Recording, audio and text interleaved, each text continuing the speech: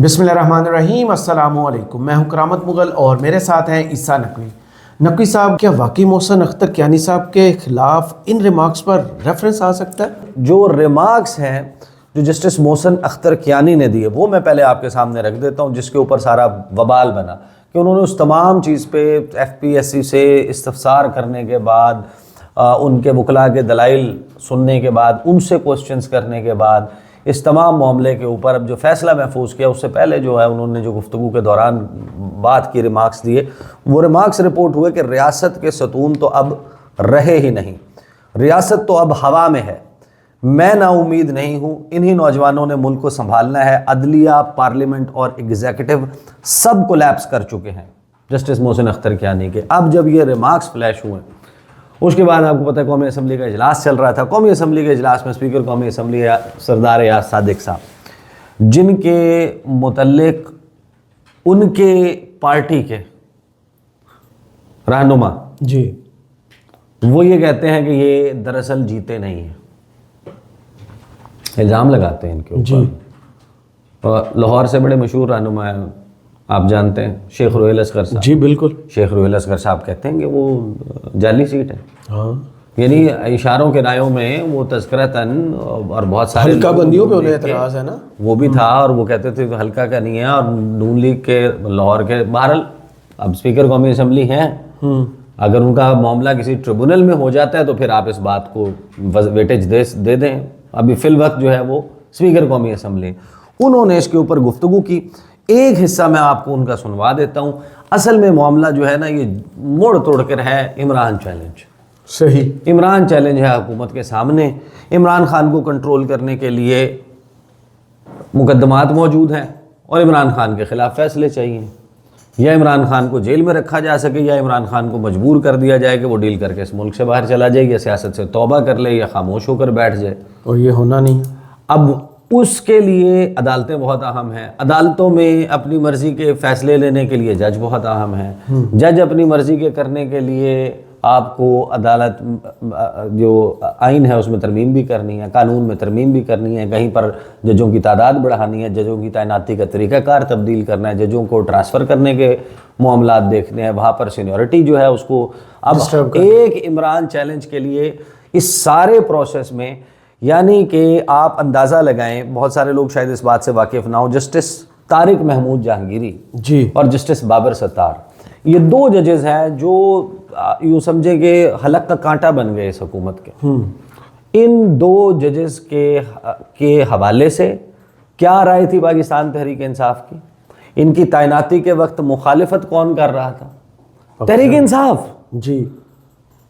They thought कि ये जजेस जो हैं वो उनको सूट नहीं करते, और अल्टीमेटली साबित ये हुआ कि तहरीक इंसाफ बिल्कुल गलत थी जी। देवर इंडिपेंडेंट जजेस, और उन्होंने अपने कंडक्ट से साबित किया। उस वक्त नून लीग इनको लाने वाली थी। तारिक महमूद जहांगीरी का पूरा ट्रैक रिकॉर्ड आप उठा लें, उन्होंने केसेस शाहिद खाकान अब्बासी के लड़े हैं, उन्होंने केसेस नून लीग के लोगों के लड़े हैं, LNG रेफरेंस में उनकी तरफ से पेश हुए हैं। वो जिन ओहदों पर लगाए गए हैं, या पीपल्स पार्टी ने लगाया है या पाकिस्तान मुस्लिम लीग नून ने लगाया है, जो अदालती मुआवनत के लिए जो आपके मुख्तलिफ अटॉर्नी जनरल्स, आपको पता है एडिशनल अटॉर्नी जनरल्स, फिर एडवोकेट जनरल्स, ये इस किस्म के ओहदे होते हैं, तो उन ओहदों के ऊपर जिस पर रहे हैं, तो तारिक महमूद जहांगीरी को किन्होंने लगाया? इन्होंने लगाया। और उनकी डिग्री जाली किसने निकाली? इन्होंने निकाली। क्यों? क्योंकि वो फॉर्म 45 मांग रहे थे। फॉर्म 45 देने में क्या हर्ज था? भाई फॉर्म 45 दे देते बजाय इसके कि आप डिग्री जाली निकालें। और फिर कहें कि जनाब वो बच्चों को उनके सफरी दस्तावेज़ात आना शुरू हो जाते हैं। फिर जस्टिस बाबर सत्तार के हवाले से उनके ऊपर भी रेफरेंस और दबाव वाले मामलात। जस्टिस बाबर सत्तार जो है, उन्होंने क्या किया था, उन्होंने DC इस्लामाबाद से ये 3 MPO वाला मामला और ये जो लोगों को उठाने वाला और ये मामलात थे, उनके ऊपर क्वेश्चनिंग कर ली थी। सही।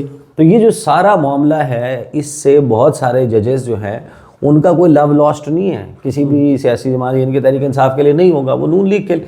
अतर मिनल्ला की एग्जाम्पल ले लें, पाकिस्तान तहरीक इंसाफ क्या कहती थी अतर मिनल्ला के मुतल्लिक?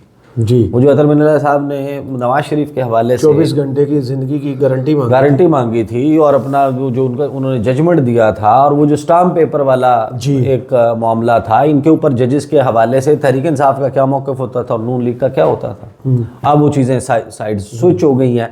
अब उस सारे मामले में बहुत सारे जजेस को इन्होंने एंटागनाइज कर लिया। तो ये जो इमरान चैलेंज है हुकूमत का, वो चैलेंज ऐसा है कि जिसने हुकूमत से ये सब कुछ करवाया है, और उसके नतीजे में वो जजेस जिन्होंने इमरान खान को अदरवाइज शायद कोई भी रिलीफ एक्स्ट्रा माइल नहीं जाना था, लेकिन अब उनको भी ये लगता है कि भाई इतना ज़्यादा आप किसी एक सियासी जमात के साथ कर रहे हैं, उसके नतीजे में अब ये सब कुछ हो रहा है। अब जस्टिस मोहसिन अख्तर कियानी ने ये रिमार्क्स दे दिए। उन रिमार्क्स के ऊपर स्पीकर कौमी असम्बली ने, एक मैं आपको उनका क्लिप सुनवा देता हूँ, तकरीबन 39 सेकंड्स का है, फिर मैं आपको उनकी गुफ्तगू का चंद हिस्सा जो है वो पढ़ के फिर मैं उसके ऊपर वो जो मैंने कहा था ना कि मैं उनसे एग्री करता हूँ स्पीकर कौमी असम्बली से, उस पर बात कर लेंगे। तीसरी बात, आज मीडिया में मैंने एक रिपोर्ट देखी है लॉ मिनिस्टर साहब, जिसमें एक ऑनरेबल जज इस्लामाबाद हाई कोर्ट के उन्होंने कमेंट किया है कि उन्होंने पार्लियामेंट का नाम यूज़ किया है, उन्होंने एग्जेक्टिव और जुडिशरी का कि ये कोलैप्स कर गई। Nobody has a right to give a statement against the Parliament of Pakistan. This is our prerogative. If this is true, I hope this is not true. If this is true, please convey to that honorable judge. It is.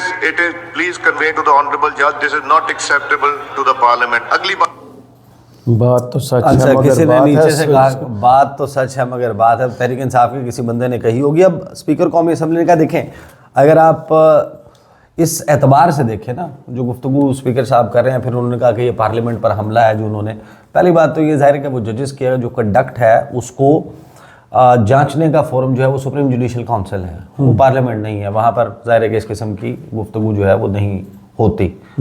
Speaker कौमी assembly का ruling देना भी, जब आपके आइन की किताब ये कहती है कि आप ये नहीं कर सकते, वो रूलिंग भी अब स्पीकर साहब ही एक्सप्लेन कर सकते हैं कि उन्होंने कौन सी इख्तरा निकाल के किस नुक्ते को किससे जोड़ के, आजकल जज्बात को भी कानून और आइन कह देते हैं। हाँ, ये मुनासिब समझा कि वो ये दे दें, रूलिंग दे दें। जैसे पार्लियामेंटेरियन को तहफ़्फ़ुज़ हासिल है, वो असम्बली फ्लोर पर जो मर्जी कहते हैं।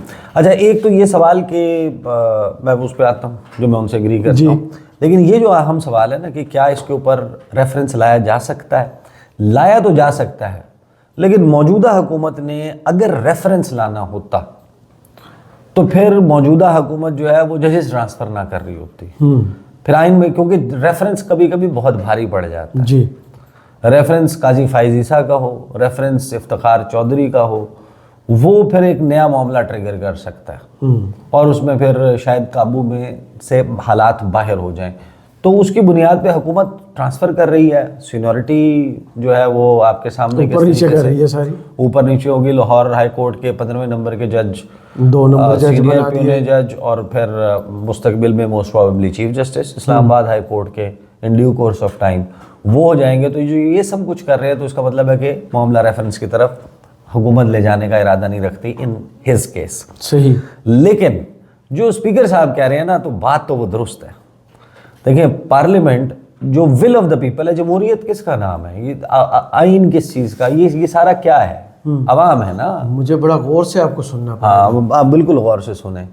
देखें, जो अवाम का मुंतखब नुमाइंदा है, जो विल ऑफ द पीपल को रिप्रेजेंट करता है, वो पार्लियामेंट में होता है। इसमें रिप्रेजेंट जो है ना वो सबसे खास लफ्ज़। जी, मैं उनकी इस बात से इत्तफाक करता हूँ कि किसी को पार्लियामेंट पे हमले का इख्तियार नहीं है।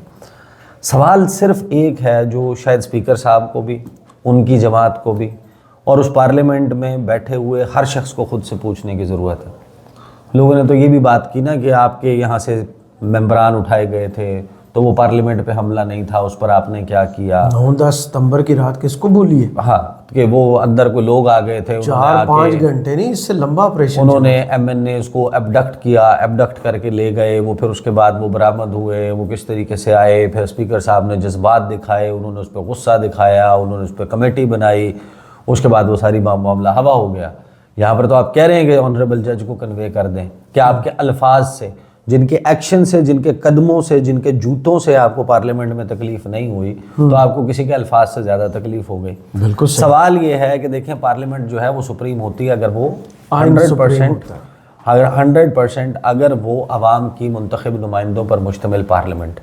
यहाँ पर सवाल ये है कि आपकी पार्लियामेंट के ऊपर इतने संजीदा सवालात हैं कि ये इलेक्शन चोरी के नतीजे में फॉर्म 47 के ऊपर लोग मौजूद हैं इस कौमी असम्बली में, और वो फॉर्म 47 पर वहाँ मौजूद होते हुए उस इलेक्शन की मुबैना चोरी इल्ज़ाम है ना, उस मुबैना चोरी के खिलाफ ट्रिब्यूनल्स में आने वाली जो दरख्वास्तें हैं उनको किस तरीके से एंटरटेन किया जाएगा, उसके लिए कानून साजी भी वो फॉर्म 47 वाले कर देते हैं। उसके बाद उन जजेस के हवाले से कि नंबर मैं ऑलरेडी एक्सप्लेन कर चुका कौन कौन सी लेजिस्लेशन कर ली, यानी वही सुप्रीम कोर्ट का 12 जुलाई का फैसला याद है आपको? मखसूस नशिस्तें अभी तक नहीं लौट नहीं दी। यही स्पीकर थे जिन्होंने 2 खत लिखे थे। अब अगर कोई रिमार्क्स आ जाएं, अब अगर वहाँ से कोई रिमार्क्स आ जाएं उस बुनियाद पे कि ये फैसले पर अमल दरामद नहीं हुआ, तो पार्लियामेंट के हवाले से या किसी के हवाले से तो फिर वो तो हमला हो गया जी पार्लियामेंट पे। आपने सेनेट ऑफ पाकिस्तान के इलेक्शन के बगैर एक सूबे की नुमाइंदगी नहीं है, एक सूबे की फेडरेटिंग यूनिट वफाक की इकाई अभी तक नहीं है, 1 साल बाद भी नहीं है भाई।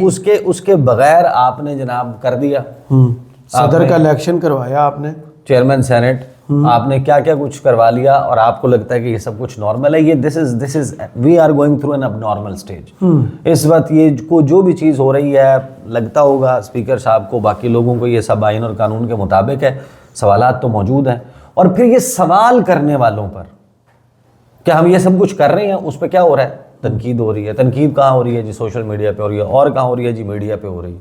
तो फिर आप पीका ले आए, ले आए ना। अब एक झूठ छुपाने को आपको 100 झूठ बोलने पड़ते हैं। आप सिंपली इस मामले को एड्रेस कर देते, भाई एक झूठा सच्चा कमीशन, लोगों की आंखों में धूल झोंकने के लिए, हम बड़े मासूम लोग हैं, हम धोखा खा जाते हैं।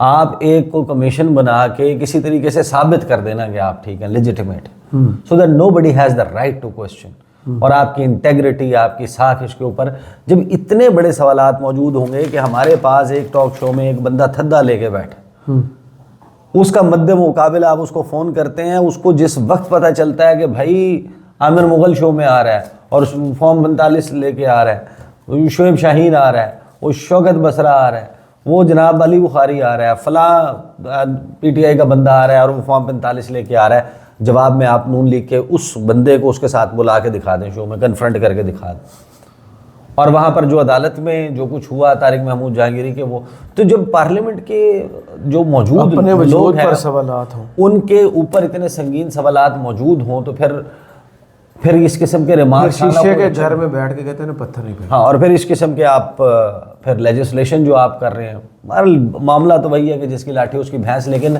जिसके पास लाठी है फिलहाल, उस लाठी वाले की भी ख्वाहिश जस्टिस मोहसिन अख्तर कियानी के ख़िलाफ़ कोई रेफरेंस लाने की नज़र नहीं आती। ख्वाहिश ये ज़रूर नज़र आती है जो जस्टिस मंसूर अख्तर और मुनीब अख्तर समेत मंसूर अली शाह और मुनीब अख्तर समेत दीगर जो सुप्रीम कोर्ट के जजेस की थे कि वो रिज़ाइन कर जाएँ। तो यहाँ पर भी अगर रिज़ाइन कर जाएँ तो उनको सूट करता होगा। फ़िलहाल ये सूट गालिबन नहीं करता कि जिसमें रेफरेंस है। सही, बहुत शुक्रिया ईसा नकवी आपके तजिए का। कमेंट्स बॉक्स में ज़रूर बताइएगा ये वीडियो आपको कैसी लगी। इजाज़त दीजिए, अल्लाह हाफ़िज़।